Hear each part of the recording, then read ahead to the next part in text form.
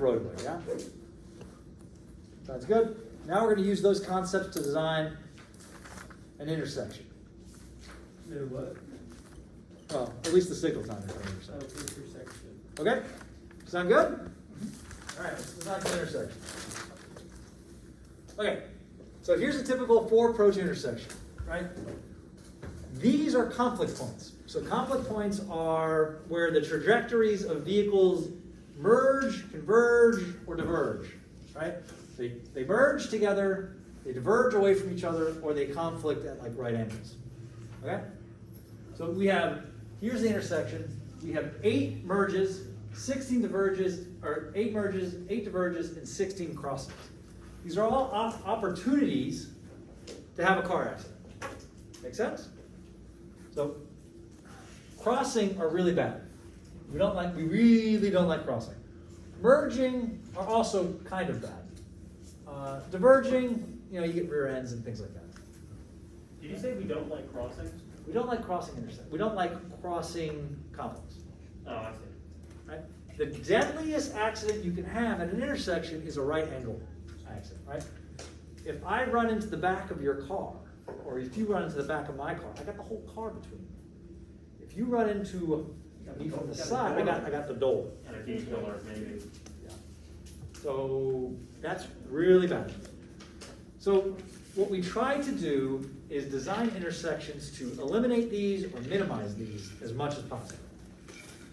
Okay. So in order to avoid cars running into each other, we have to separate them out in either time or space. All right? By separating out in time, think of a traffic signal. I go, you go, they go. Or a stop sign. I stop, you go, I go. That's separating out in time. What's separating out in space? Distance, Such as a... extra lane. No. More side distance. Over each other, right? Oh. So we don't have to, if I have an overpass, we don't have to take turns. We're occupying in different space. So conflicts are separated out in time and space.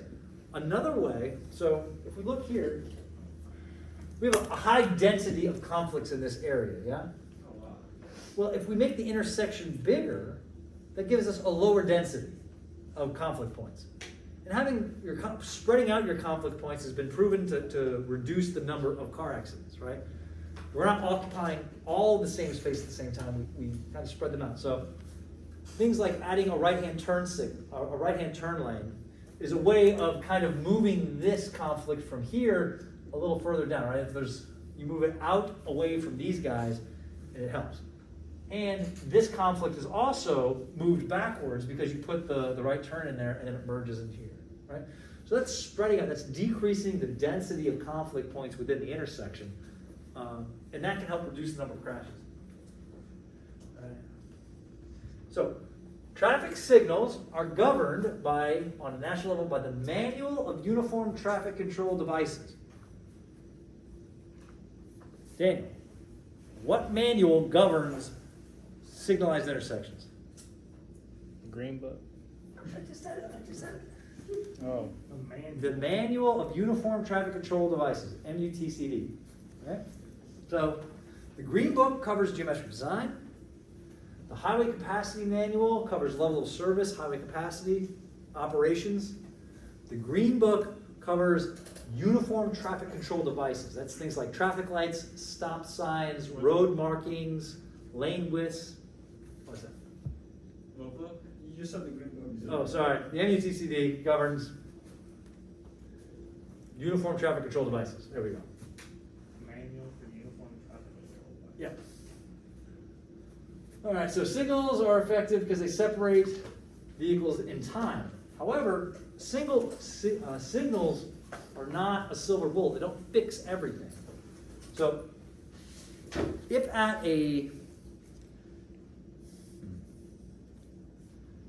so what a signal does is it mandates that I stop, right? That introduces a delay, right? Otherwise, I could just blow through the intersection. So, And you get a queue. right, you have this delay that you're introducing. If I have a stop sign, I also have a delay, but that delay is less. Right? As long as the volume, as long as the number of cars kind of works out, right? Like you've been to a stop sign that has too many cars on it, yeah? And you sit, you wait, you wait, you wait, and you say, oh, a signal would be way better here. Yeah? And then you've been to a signal where they're like, there's no cars here, I'm just sitting here waiting. Right? Those are two examples of poorly designed intersection control measures, right? If you have a stop sign that's oversaturated, that's introducing a lot of delay, right? You're angry about the delay. If you introduce a signal, you're also introducing delay, a mandatory delay, but it would be better than the stop sign delay that would be there had the signal not been there, right? So that is to say that if you're going to put in a signal, it has to be justified. Or a better word, it has to be warranted. It has to meet a warrant. Also, traffic signals are expensive. You gotta like run power out there, and now they're like connected, so you gotta like run an Ethernet cable out there. It has to, you know, the actual equipment is expensive. What's up? Connected to what? Well, The traffic management center. Yeah. So they like have cameras that they can watch these things at. and it's probably fiber optics now, which is Whatever, yeah. even more pricey. Like that's the way traffic is going. Big a hole, put a sign in there. Yeah, stop signs are super cheap. Like, do even like relatively, I guess, rural traffic signals, are those connected to a traffic control sign? Not all of them, but a lot of them are. Like the new ones are going out. Like some states come out. Any new signal you build, you gotta get connected. Wow. Some states, or maybe not states, maybe jurisdictions or something like that. But if like Broward County, Miami-Dade, it's all there's no rural part of that, you know. So they're all connected. So they're expensive, and if they're not needed, then that's a waste. It's not something you want to do. It's not a good investment of your funds. So we have to make sure that if we're going to put out a signal, that signal's going to be justified in one way or another. Right? What does this one say? We'll probably use the signal as a valuable device to control the vehicle and pedestrian traffic by assigning right-of-ways and thereby influencing the traffic flow. That is true. Traffic signal needs to attract attention, yeah. Older drivers, impaired vision, fatigue drivers. Installing the signal should be based on an engineering study, right? Signal warrants are defined the minimum conditions to justify a signal. What is a signal warrant? A signal warrant defines the minimum conditions that justify the installation of the signal. Right? So there are 9 signal warrants, and meeting any one of these warrants would justify the installation of a signal. However, it doesn't mandate it. That's a big distinction, okay? The MUTCD has 3 words that you should always pay attention to.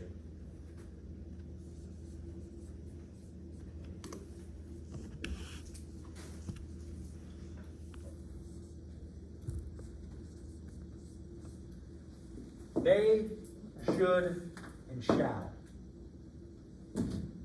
These are huge words in contracting, and therefore huge words in engineering. Shall, anytime you read the word shall, either in a signal warrant or contract, or anything like that, anytime you see this word, you read that sentence again. You pause, go, oh, it said shall. You read it again, because that is saying that you must do this. This is a requirement of whatever it is that you're looking at. I'm putting in a signal, and it shall have 2 signal heads that are visible to the public. It shall have this. You must have this. As an engineer, a failure to meet the shall requirement will definitely result in you being sued in civil court, and if you ignore the shall and it's considered egregious, then you could be criminally liable, okay? Every time you see the word shall, you read that sentence twice. Because that you must do. There is no wiggle room around the word shall. And it has been litigated thousands and thousands and thousands of times over and over again. And every time, if you ignore shall, your company, you as a person, could possibly be sued. And you're likely to lose. To put that out there. Okay? So shall means you must do this. Should, you don't have to. Should means that you could do, through an engineering study, where does it say? An engineering study, you could justify not doing something that you should do. Right? So, there was a case I sifted on a couple years ago where NUTCD says you shall have 2 signal heads facing. Right? And the city had 1 signal head facing.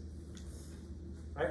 Well, they said, well, look, we put a signal, every time we put a signal head out here, it gets destroyed by the weather. This was in Louisiana.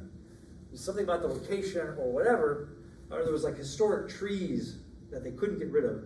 And it would just, every time the wind would blow a certain way, it'd blow out the signal head. So they got sued, they lost. There was a crash at the accident, someone said they couldn't see the signal head. Whether they could or not, doesn't matter. Should, shall got sued. Right? Another case, this one happens all the time. It's a signal warrant case. Right? Signal warrants are a should condition. If you meet one of these warrants, you should install a signal. It doesn't mean you must. Right?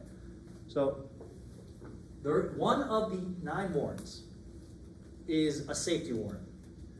So there was an intersection in Louisiana that had a high propensity for right angle collisions. Okay, right angle collisions are the bad ones. And cars are coming, so it's 2-way stop control. So a woman is stopped on the side street. There is a right turn pocket. The right turn pocket is angled in such a way that it's inside the shy line, like it obstructs the view of vehicles. So you can think about it, you're sitting at a stop sign, there's a car in the turn lane, and behind it, over here, is a car, and they're matching each other, right? They're matching each other in speed. So this one turns away, so you think that this car is turning, and it's obscuring the car behind it that is not turning. And they turn in, you go out and you get T-boned. Right? So, a woman was killed in that accident. So the person who is at the stop control is at fault, right? She should not have gone, right? Well, she pulls out and she gets killed, right? So the driver that killed her clearly sues her posthumously because she shouldn't have gone, right? But he's all right, at least physically. I don't know. The woman did die. But her estate sued the city of wherever it was. It was in like New Iberia or something. Not New Iberia. Whatever. They sued the city. That was in control It's of. near New Liberia. What's that? It's something near New Liberia. I know Yeah, that. that's where Baton Rouge is. But it was West Baton Rouge Parish. So I don't know if that wasn't necessarily New Iberia, but it was on the other side of the Mississippi. It was west of the Mississippi, just on the other side. Well, doesn't matter. They sued that city, who was in control of that intersection, and they said, look, you should have put in a signal here because it met the safety warrant or whatever. And the city said, look, just because it meets the safety warrant doesn't mean I have to do it. I should do it, I don't have to do it. And that was all litigated out. The end result was that they found that the city didn't do an engineering study to justify why they didn't install the signal.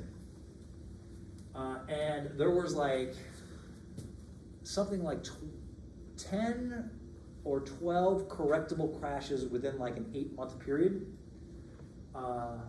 that they didn't investigate, probably should have. So it ended up, that case ended up winning. The lady's family ended up winning. It was like a $2 million case or whatever. But it went all the way down to trial. Like it came out as a verdict. I assisted on that. That wasn't my case. But difference between shall and should is major. Anything with a shall, you will get sued. Anything with a shall, you will get sued and you will lose. Anything with a should, you will get sued, you might lose. Maybe not. You should have a justification for why you're not doing what you should be doing. That's the moral of the story. If you see a should, you need a justification, and that justification is an engineering study. Could an engineering study just come out saying that it'd be too expensive? Yeah. That would be justifiable. Based off of conditions, it's not it's just too expensive right here. Like it's just, the conditions are such that it is cost prohibitive. Whether that holds the court, I don't know. And then may. May is like you could do it, you can do it. You're allowed to do this. So if you want to do something, you may do something. And the MUTCD is written as this: you shall do this, you shall do this, you should do this, you should do this, you should do this. You may do any one of these for everything. Right? So the advantages and disadvantages of a traffic signal. All right? Advantage: orderly movement, increased capacity if it's properly physically laid out and the signal operation parameters are good. So orderly movement is always a plus. All right? If it has a proper physical layout, then it can increase capacity. All right? Reduces the frequency and severity of certain types of crashes. What is that?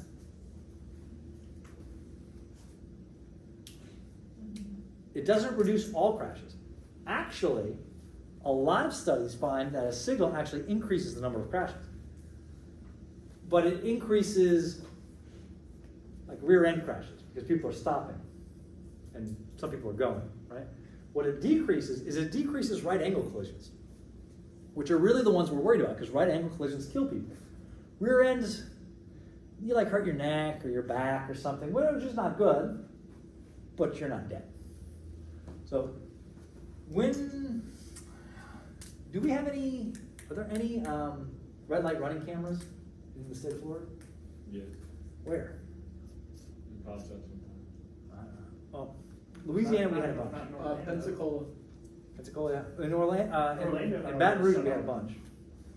So I read a study that looked at crash frequencies at red light running cameras. Put in a red light running camera, rear end collisions go up like 20%. Like historically, 15 to 20% rear end collisions go up, right? And everyone points at it and says, this is a money-making scheme and you're not producing crashes and blah, blah, blah, right? Because it's a yellow light. I decide I'm not going to go because of the red light camera. You think I'm going to go and you rear end there, right? However, red light running cameras reduce the number of right angle collisions. They reinforce the idea of the signal. So whenever someone points to a study and says, look, red light running cameras increases the frequency of crashes, that is true. That is factually accurate. However, it decreases the dangerous crashes, which is really what we're worried about. So that's kind of what signals do. They decrease the severity and frequency of right angle collisions, but really increase the frequency of minor crashes. Right? Used to interrupt heavy flow at intervals to permit other traffic to cross. That is true too. So if you have a two-way stop control and it's determined that you have too much delay on the minor street, a signal you can put in to stop to provide access from the minor street to the major street. All right? Disadvantage. So it can be ineffective if not properly done. It does increase delay if in a certain conditions. If you have it poorly designed, it can encourage disobedience to the traffic signal. Like if you're just waiting and waiting and waiting and then you just go. Right? Increased use of less adequate routes. So people will try to avoid a route that is heavily signaled. We'll try to get around it.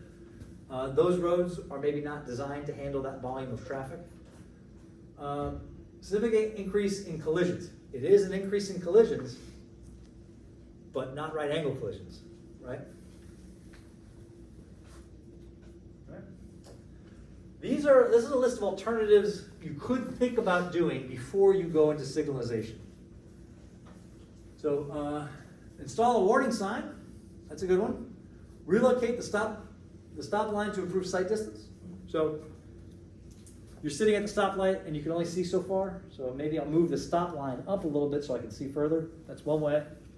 All right, when you think about these, we're thinking about ways to get around putting in a signal because they're expensive and require maintenance and can increase congestion. So you're thinking about going from a stop sign, either a two-way stop control or a four-way stop control, to something else to improve that stop sign operations so you don't have to install a signal. So you can try to reduce the speed. You can install a flashing or warning beacon on the major roads, on the minor roads, right? Install a flash beacon warning sign. Adding lanes to the minor approach to reduce the queue length. So instead of having one lane with a lot of cars, you have two lanes with half as many cars. Revise the geometry to provide channelization, right? That also helps pedestrians. That is to say that you have a pedestrian island, people can like go to the middle, and it's a guarded island. Install roadway lights for better lighting at night. Restrict turning movements, no left-hand turns, no right-hand turns, things like that. Install a multi-way stop sign. So go from a two-way stop control with stops on the minor street to a four-way stop control. Right? Installing a pedestrian hybrid beacon or in roadway lighting. Like you see, they just did one, right? They did. Oh, there's some on each side. Yeah, A1A. Response Inlet. Yeah, they did. They're doing this on A1A, and I'm doing a project right now for FDOT that is, we're redesigning, like we're getting a vision plan for A1A, and we're looking at all the crosswalks. Like tomorrow, I'm literally driving with the interns from the St. Johns County line on A1A, stopping and taking pictures and documenting all of the crosswalks on A1A all the way down to New Smyrna. Every single crosswalk? Every single crosswalk. We're going to take a picture, we're going to document. Yeah, because you know the pedestrian crash rate in Volusia County is like the highest in the state. And a lot of those are happening on A1A because there's not adequate stops, there's not adequate sight distance. Well, that's what I think, right? We haven't done the study yet, but what I believe to be the case is there's not adequate crosswalk design. So we're studying this, we're doing an engineering study to justify the investment into updating all of these crosswalks. Could it just be like people messed up, just not looking? Drunk hobos is also a major issue. That's, I think, probably what it is. Yeah. You can actually investigate that if you look at, so there's a lot of tourists, right? There's a lot of bars in Volusia County on A1A. So it's like, if you look at the time of the accident, that will probably give you an idea. You know, they can also do, generally they only drunk test the driver, but if they would drunk test the pedestrian, we would know something more, you know? And we don't have access to the actual crash reports. All we have access to is the metadata. You know? So we're looking at that as well. So pedestrian beacons, I really like these, especially on low volume, on low speed roads like A1A. I wouldn't recommend this on International Speedway or Clyde Morris, but installing a roundabout, that's a good one. Those are surprisingly nice in certain places. In certain places, yeah, and it adds a certain aesthetic to landscape if you do it right. I feel like they're a little sketchy sometimes. They are a little sketchy if they're not properly done or if they're not warranted properly. And if they're in a state where they're not common and people don't know how to use them properly. Yeah, that's an issue. I've only been on like one roundabout before. Yeah. So somebody proposed, some firm just proposed doing a roundabout at ISB and A1M. There's a firm, they said, look, we want to update this. I was all for it, but some of the people that are more familiar were like, look, right there, ISB and A1A is a major beach access, right? So there's, it's like a meter, right? There's like a toll there or whatever. You can't have anything like that by a roundabout because people stop there and the queue backs up into the roundabout. So people waiting in that line will congest the whole roundabout and it will be screwed, right? So either you have to remove beach access, the where you can drive on the beach, either you have to remove beach access and have a roundabout, or you just can't have a roundabout. Like you have to address that problem, and removing beach access from the world's most famous beach is not something that's going to happen. It's the world's most famous beach, come on. And employ other alternatives depending on conditions. right? Yes? Are signals put in more often due to the amount of crashes or the capacity? No. of- It's mostly based off of demand. It's warranted because it would make traffic flow better. It would increase the capacity. That's mostly why they're put in. Safety is like, there's a warrant for safety, but it's generally, by the time you get to that safety issue, you've already reached the demand part, that it's fine. The safety issue is to kind of catch those odd geometric design that isn't like readily apparent. Like the stop bar location for the car turning right and obscuring the car behind it, right? It's kind of like a unique situation. And unless you were unless you drove that road a lot, you wouldn't really, as an engineer who doesn't live in the neighborhood that that's coming out of, you probably wouldn't realize that, you know? So that particular case had, I would say, the volume didn't justify it, but the conditions of that intersection at certain times of day and in weird situations was problematic. If that person wasn't turning right, this woman would still be alive, right? She would have seen the car and not gone. But, I mean, it's just the way it goes. And that's happened enough times, to say, hey, there's a problem here. And the state should have seen this coming. Like these crashes, these correctable crashes were piling up for months and months and months.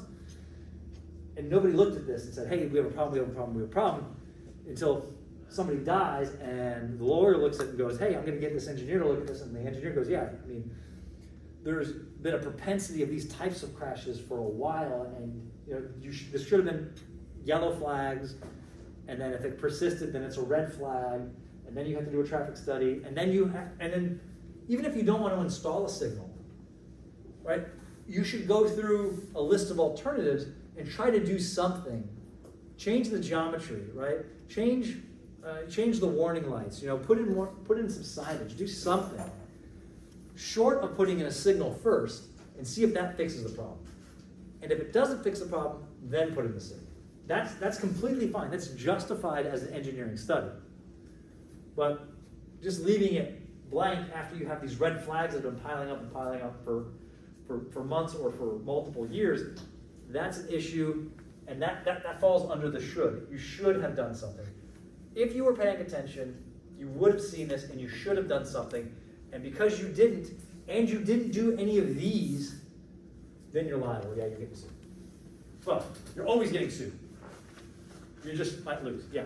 What happens if you're in the process of conducting an engineering study and one of these like fatal crashes happens? Like, you're obviously in the process of determining whether you need to change the intersection, but you need like real-time data for that. Yeah, and you would take that to the jury and say, look, we were actually conducting a study. You know, we had these red flags, and we were conducting this study. We were doing a traffic signal warrant study when the crash occurred.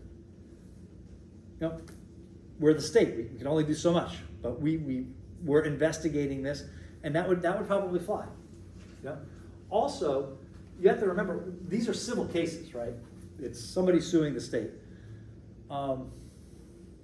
So this woman was in a car, and she went out and she got hurt or killed or whatever. She was primarily at fault, right? She was primarily at fault. And in a civil case, the jury, if you're 20% at fault, or 30% at fault, or 80% at fault, the jury can assign money based on that. So, all right, $2 million worth of loss occurred. This woman was 75% at fault. The city was 25% at fault. Therefore, 25%, $2 million is awarded to the plaintiff. That's how civil courts kind of work. I mean, I'm not a lawyer, but that's the ones I've worked on. Like, there was another one. So my buddy was in a car accident. He was driving home, and he works late. And he was driving home, it was like 4 in the morning or whatever. And as he's getting off the ramp, some drunk enters the ramp and puts him in the hospital for months. Yeah. And he's got not 1 or 2 or 3 or 4, but 5 children. He's got 5 kids, and he's out of work, like within an inch of his life, right? So I'm like, we're gonna sue the city, or we're gonna sue the state for not putting in proper remedial measures for the wrong way entry, right?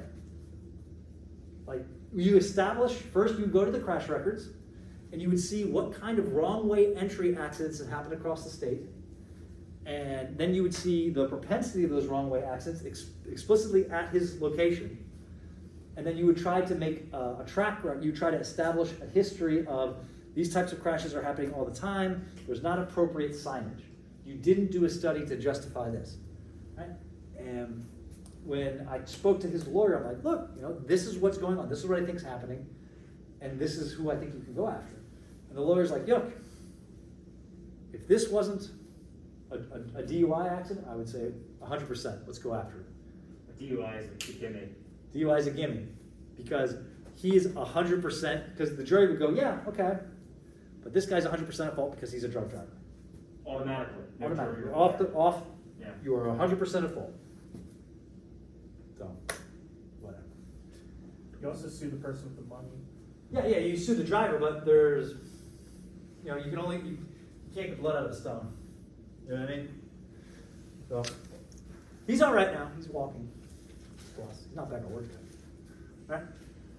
So, ideally, you want to kind of design your intersections to meet it at 90 degrees.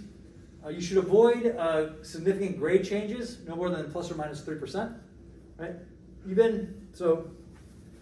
don't want to have an intersection at a grade where you're trying to see, because the grade itself becomes an obstruction, right? As you're trying to see oncoming cars. What's up? Yeah. It's like a grade change, or Yes. Okay. So Oh, large grade changes Duh. from here to here, right? Also, you don't want any kind of grade changes within the intersection geometry itself. You've been driving through an intersection that has like a bump in it. You want to avoid that. I love that. Yeah, like Dunn Avenue. Is they got a bump? Yeah, it's got like a 3-foot change in height, and I hit it going at full speed in my Range Rover and flew about a foot in the air in a 5,000-pound 20-year-old truck. Nicely done. Scary. Yeah, you don't want to do that because people don't like it. So what that does is people who are familiar with the area will slow down for that, right? And people who are not familiar with the area are wondering why you're slowing down in the middle of the intersection, rear-ended. You get rear-ended, yeah. You want a corner radius of the intersection pavement should not be less than the turning radius of the design vehicle. You don't want every time a truck passes to pop the curb. And avoid placing intersections near sharp horizontal or vertical curves, right? Because those are sight distance obstructions, and you want people to be able to see the intersection coming. You want them to prepare and slow down. Yeah.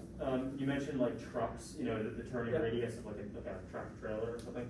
What's the deal with the signs that say, gross weight not to exceed 3 tons or something? Well, those are like bridges and stuff, like culverts. I don't know. I think I've seen them in. I just have like a mental picture back from New Jersey of one just on kind of a straight road leading up to an intersection, but not near any bridge or anything. It could be a pavement thing, like the pavement's not graded for a certain type of vehicle. It might be like a local road or a collector distributor or something. It's something I wouldn't really expect to see big heavy trucks, so they didn't pave it for big heavy trucks. I see. Could be something like that. It might be a pavement thing more than like a signal turning operation thing. Yeah. Or it could be that once you get past this point, there's like not appropriate turning radius. I don't know. Adequate roadway capacity. All right. So when you put in a signal, you are mandating delay. You will stop for this red light. Right. You're decreasing the capacity of the roadway. Right.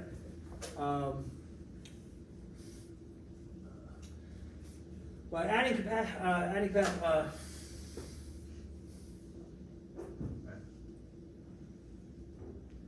so you want to make sure that your signal, so you have an intersection and it's having problems, right? We're only talking about problem intersections. It's really all we're talking about. We talk a lot about safety, but they're mostly operations problems. We want to address the intersection geometry because that's the most direct way to address intersection capacity. Right? signalization decreases, well, in certain situations, signals decrease capacity, they increase delay, and in certain situations, they increase capacity as compared to the alternative with the stop sign. It just depends on when traffic is arriving and from what direction. By increasing the minor road lane capacity, it reduces the green time needed for the minor approach, right? So we want, for the intersection, we want the minor street to be performing as much as it can, because if it has a really high capacity, it needs a lower green time. And if it has a lower green time, then we can assign more time to the major approach, which is who we're really worried about. So you can do this by removing parking lanes. You would like to see, at a minimum, a signalized intersection should have 2 lanes of moving traffic, right? 2 lanes or 2 lanes going through, right? Increasing the capacity of the receiving lane can also lead to an effective use of green time. The receiving lane is, I'm stuck at the stoplight or traffic or stop sign. The receiving lane is the lane that I'm turning into, so the lane in front of me or the lane to the right. If that lane, downstream lane, could be a capacity restriction, so if I improve that capacity, then I might get better green timing for my intersection. Okay? So, like I said, there are 9 warrants. Right? There are 9 warrants that would justify putting in a traffic signal. Okay? Go through them real quick. 8-hour volume warrant. You look at volume over any 8-hour period. 4-hour volume warrant. You look at the volume over any 4-hour period. Peak hour volume warrant. You look at the volume over 1 peak hour. Right? There's 3 volume warrants right there. All right? Pedestrian volume. If you have a lot of pedestrians, you might think about putting in a signal. School crossing. If you're in a school zone or near a place where school-age children gather, you might think about putting in a signal. Right? Coordinated signal systems. That's to say that, look, I have a stretch of road with closely spaced signalized intersections, but right in the middle of that, I have a stop sign. Right? And that stop sign is messing up my coordination, my progression from intersection to intersection. So despite not having a justifiable warrant for putting in a signal, I may want to put it in because it's going to match up with the neighboring intersections, and I'm not going to have a stop sign in the middle messing up my progression. All right? Crash experience. All right? If you have safety issues, you can put in a signal. Roadway network, that's like a planning thing.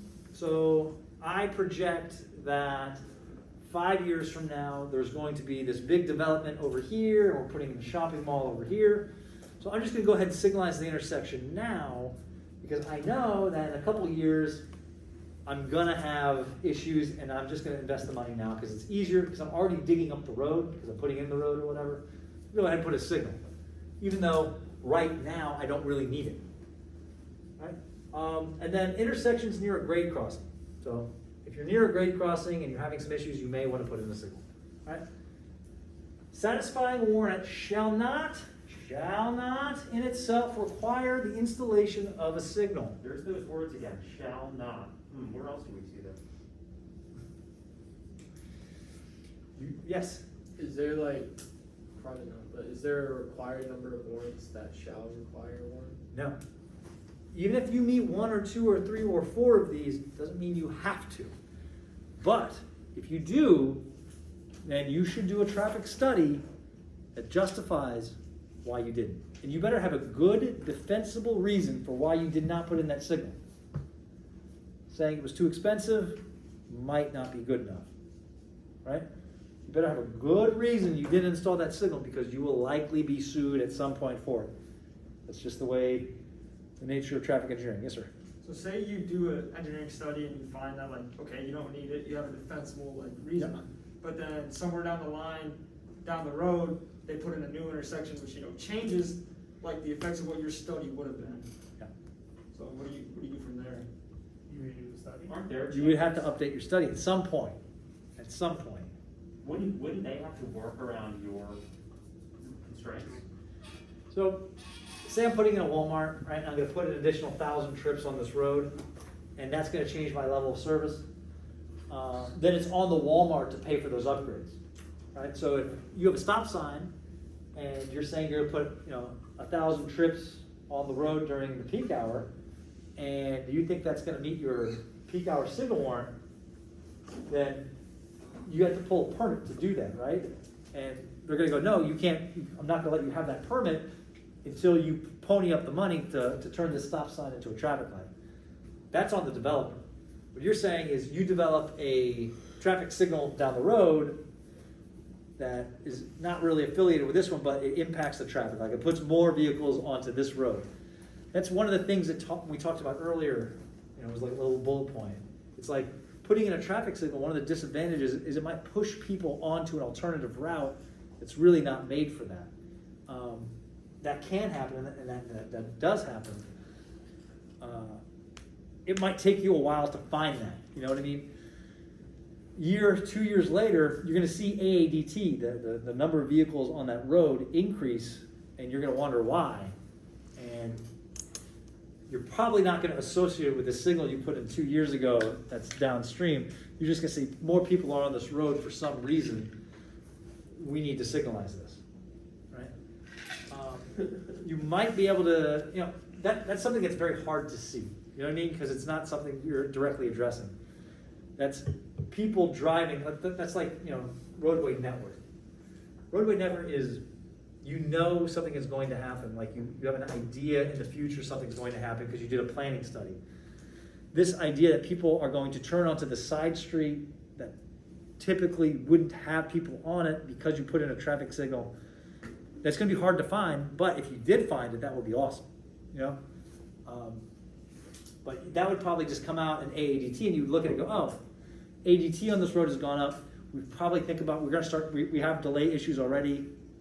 Because people are always calling the city saying, oh, you need a signal here, you need a signal here. Like when you're a city engineer, like you work for the city as a traffic engineer, all you do is answer phone calls all day.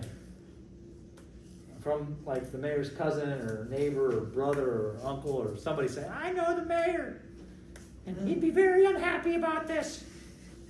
You need to decrease the speed on this road, or you need to put in a signal here, or the bushes are obscuring my stop sign and I can't see it.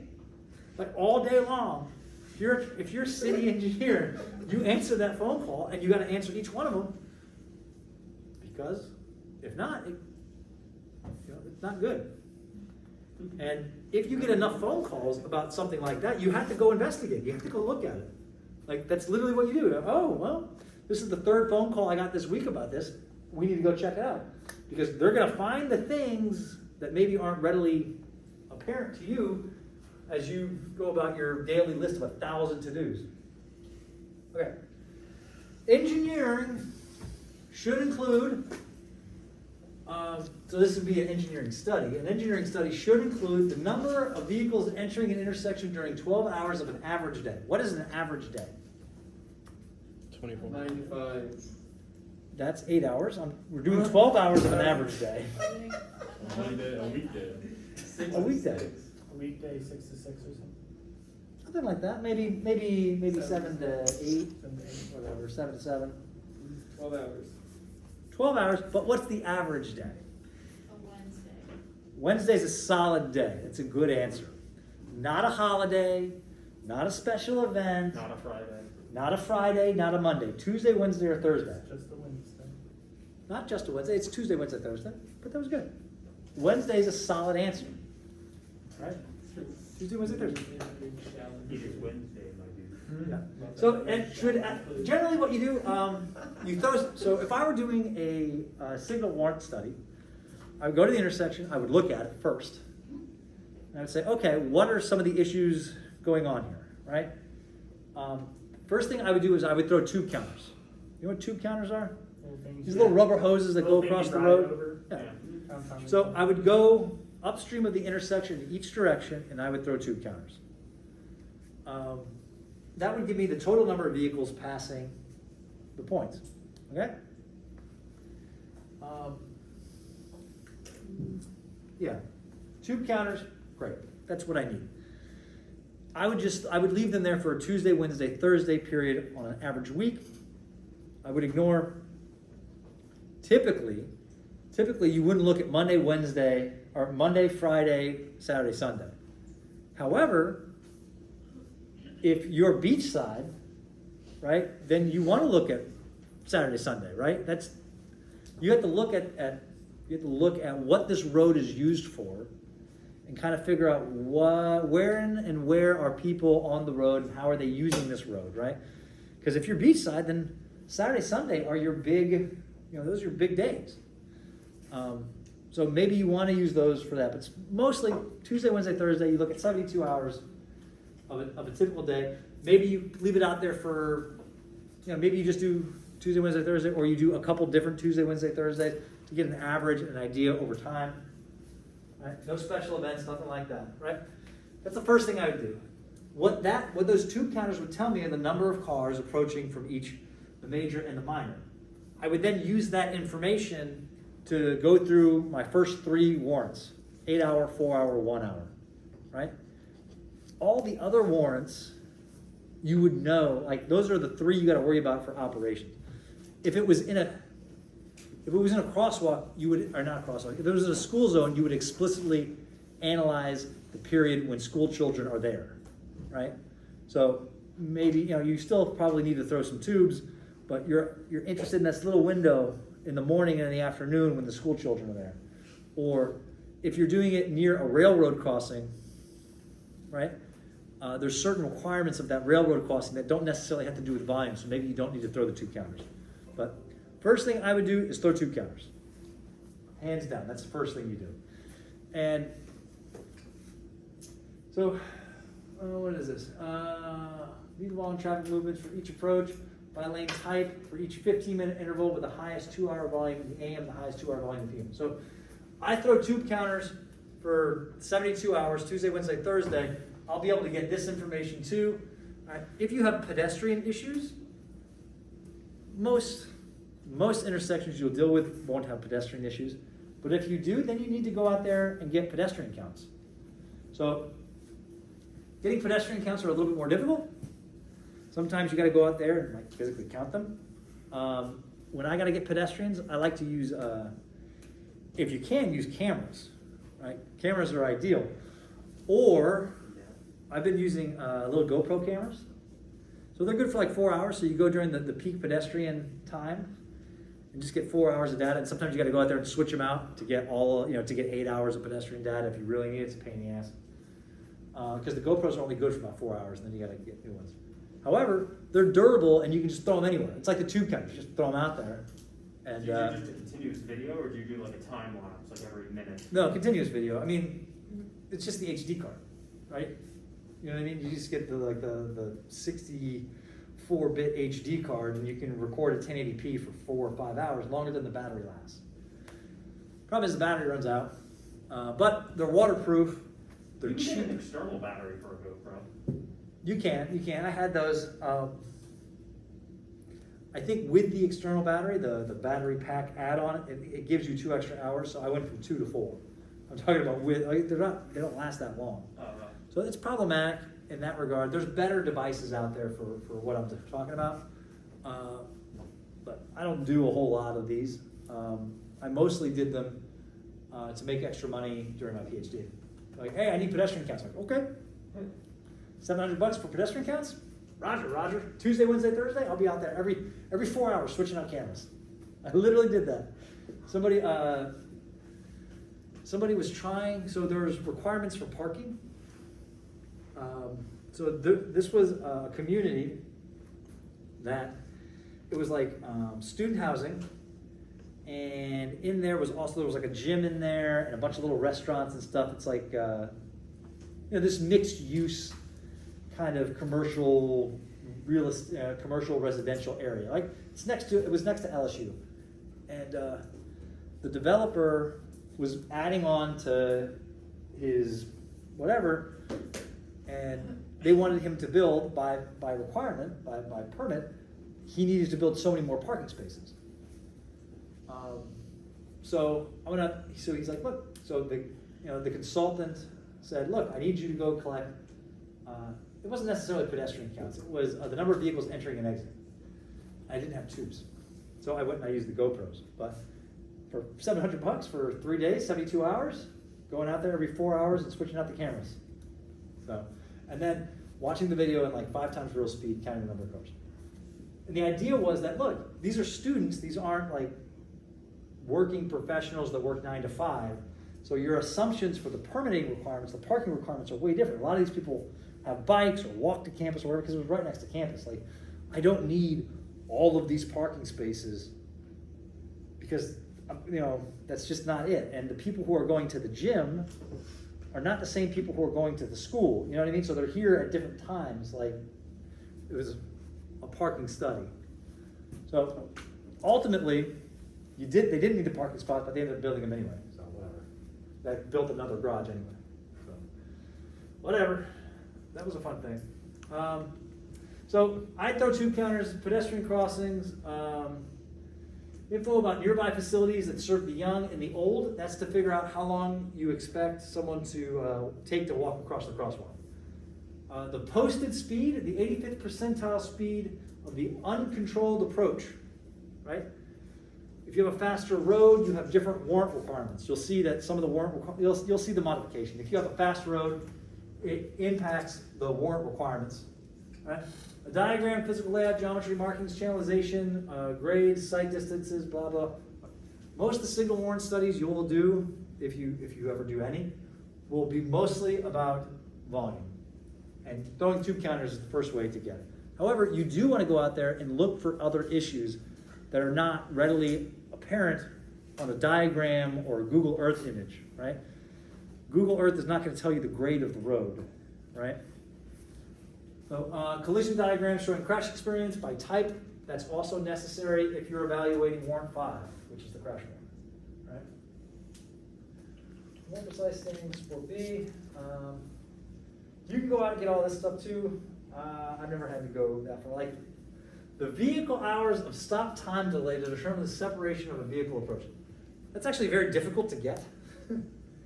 Like those calculations are hard. You don't get those from tube counters, right? You actually have to go there and like watch it and time things, whatever. It's a pain in the butt. Number of acceptable gaps, right? What is an acceptable gap? It's a gap that is you can use either for a car to make a left turn or a through movement, or for a pedestrian to cross the street in a crosswalk. Those are acceptable gaps. You have to physically go out there and watch that happen. That's time consuming and a pain in the butt. But that's why they're paying you to do it. Okay? So Warrant 1 is the 8-hour volume warrant, right? There are 2 conditions for Warrant 1, right? Condition A is for high volume consideration. Condition B is when the volume on the major approach is so high that even a small volume on the minor road will impact traffic flow. So condition A is you have high volume on the minor road as well as high volume on the major road. When I say high volume, it's all relative, right?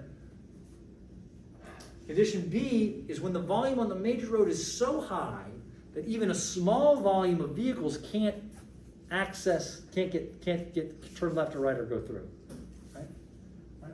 Only one condition needs to be satisfied, A or B, not both. A combination of warrants is also permitted to meet the warrant. So you can kind of like piece them together and get to some kind of answer. Right? The 8-hour volumes used in the analysis do not need to be consecutive. I can take 4 hours from the morning and 4 hours from the afternoon and piece them together. They don't have to be in a row. I can take every other hour, as long as 8 hours within a 24-hour period. However, when you're looking at major or minor road volumes, they have to be from the same hour. And I'm going to show you what that means right now. Okay. So this is condition A, this is condition B. Okay? So here's the major street. All right, vehicles per hour on the major street. That's both directions combined, right?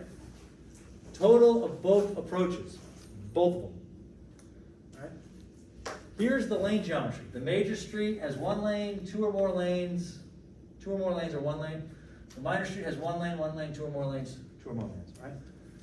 You look at the diagram, you look at the intersection, and you say, how many lanes do I have on the major and minor approach? Okay. I take the volume from the major approach. If the volume from the major approach is equal to or exceeds 500, and the volume from the minor approach from that same hour equals or exceeds 150 vehicles. Right? So I take 1 hour of volume. If that's more than 500, and if during that same hour the volume on the minor's approach is 150, we meet it for that 1 hour. If we meet for 8 hours, 8-hour analysis like that, then this signal is justified. Does that make sense? For each and every 8 hours. So you look at 1 hour and do that, then you look at 7 more hours and you do that. And if you meet that, then you meet that warrant. Okay? All right, condition B, same thing. I get my lane geometry, I go here to 100, vehicles, major approach, 750. Now I have more vehicles. I have 750 going on this road, and if I have 75 or more vehicles, then I can use this one. Okay? For 8 hours. I do that for each hour. If 8 of them hit that mark, then it's justified. Okay? Here are the caveats, the fine print. Basic minimum hourly volume, 100%. B, you can use an 80% reduction. Used for a combination of A and B after adequate trials of other remedial measures. So this is the combination warrant. If you meet this one, or you meet this one, this is a combination warrant. Right? So I would say that you could probably stick with B and be okay, because it would meet it as a combination. That is to say that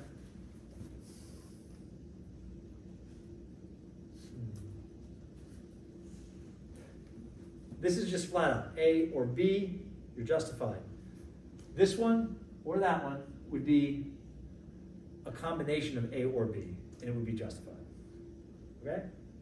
And you would say that it's not justified under A, and it's not justified under B, but looking at a combination of A and B, it is justified. And that would be this column. Okay?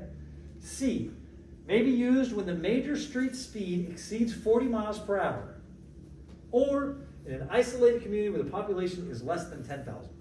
So that's like a rural area. So what this says is, look, if the major street speed is very high, then I can reduce some of this. I can reduce that requirement. The major street traffic is very high, so I will reduce the requirement to 70%. Or, this is a rural area. There's not a whole lot of people, but I'm seeing a lot of cars in my little town, right?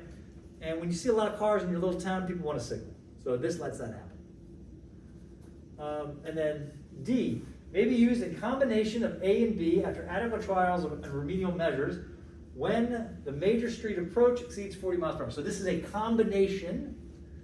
This is a combination with a 40 mile per hour or 45 mile per hour road or higher. Right? So A, justification, B, justification. Combination of A and B. A justification, B justification when one of the streets exceeds 40 miles an hour. Combination when the speed exceeds 40 miles per hour. It has to meet for 8 of the 24 hours. If it only meets for 7 of the 24 hours, it's not justified. Questions? Okay. 4-hour volume, right? Warrant 2 is used when high volume is a major factor. Each of any 4 hours on the plotted points representing the major street and higher volume minor approach fall above the curve. Let me go back for a second. Notice here, this is the total of both approaches. This is only one approach. This is both approaches combined. This is the major street. The minor street, we're only looking at one approach, not both of them together, right? Because we're trying to figure out how long that person's got to wait there for. And so this represents how many people are waiting at one approach. This represents how many opportunities they have to cross the street. So it's both approaches. You have to cross both major street approaches. All right? So here is the major street total of both approaches. You go and you plot it. Right? And then the minor street, the higher volume of the minor street. And you go and you plot it. And you see if you fall above the line.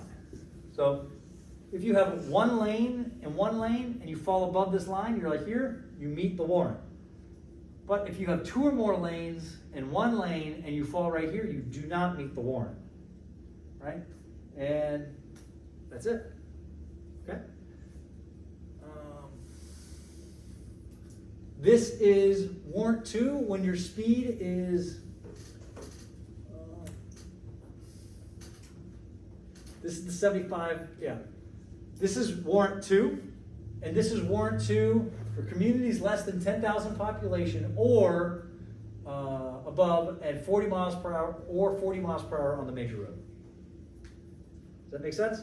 So if your speed is 40 miles per hour or less, you use this one for warrant 2. And if your speed is 45 miles per hour or more, or if you're in a populated area, or if the number of residents is less than 10,000, then you use this one. It's not an A and B, it's just different figures. All right. Peak hour. This is a single hour, right?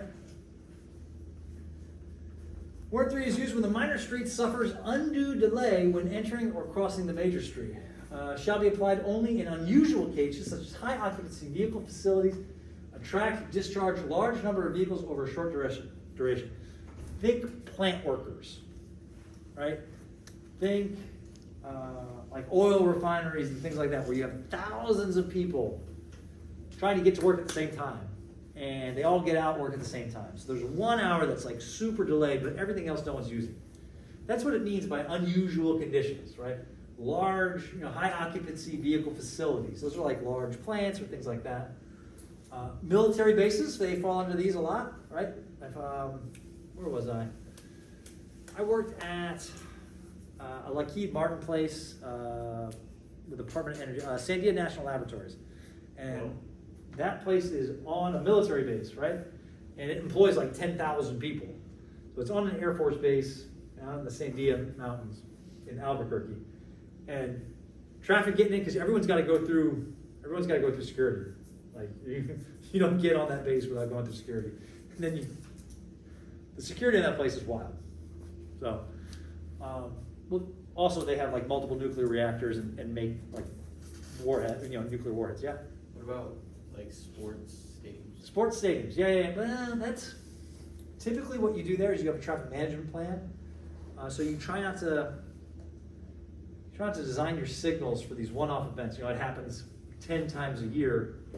You don't want to install a signal for that, but what you might do is you might hire police officers to go direct traffic for a certain period of time or something like that. All right? Those would be atypical events, not an average day. These are talking about average days.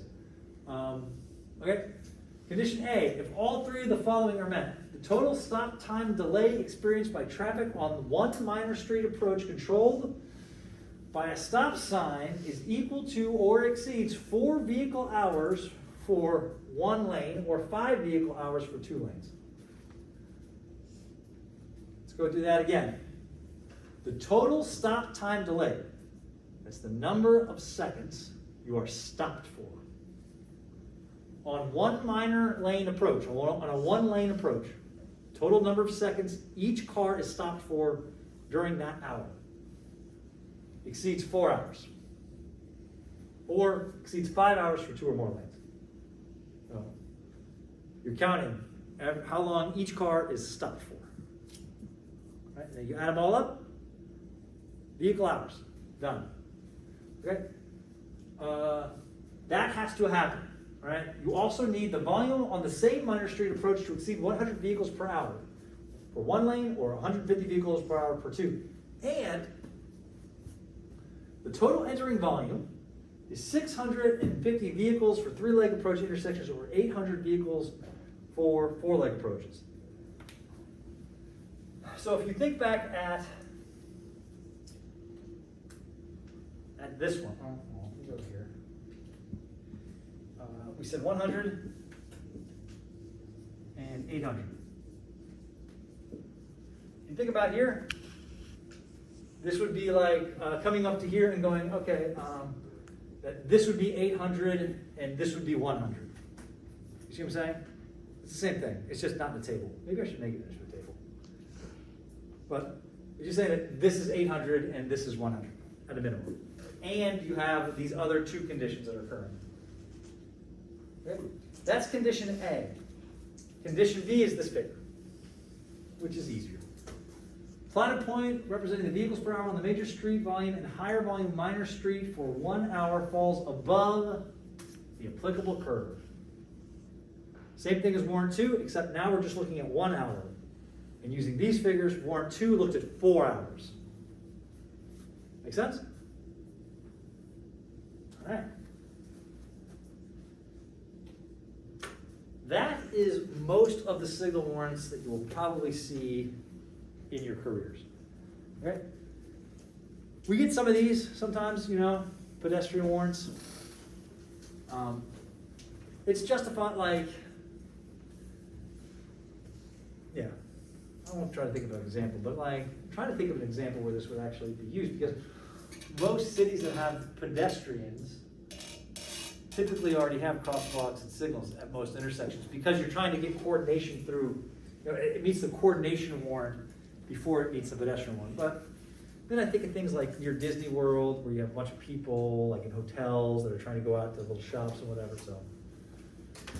All right, so pedestrian warrant, for high volume major streets that prevent pedestrians from crossing, there are two conditions. Condition A, for each of any 4 hours, the plotted point representing the volume per hour on the major street and the pedestrian crossing on the minor street falls above the curve, which is on the next slide. Or for 1 hour, the plotted point represents the vehicles per hour on the major street and the peds on the crossing falls above the curve, right? These are important. Must be applied to locations where the nearest signal or stop sign is at 300 feet away, unless progression of the signal is not impacted. So it's okay for people to walk 300 feet. If they can walk 300 feet and get to a crosswalk, then you don't need to do it. Right? Signal shall be equipped with a pedestrian signal head and should be push button actuated. Okay? And then here are the curves that you would use. So pedestrian warrant, signal 4, or yeah. And then A and B, below 40 miles per hour, above 40 miles per hour. Below 40 miles per hour, above 40 miles per hour. All right, we will pick up on school crossing warrants when we get back.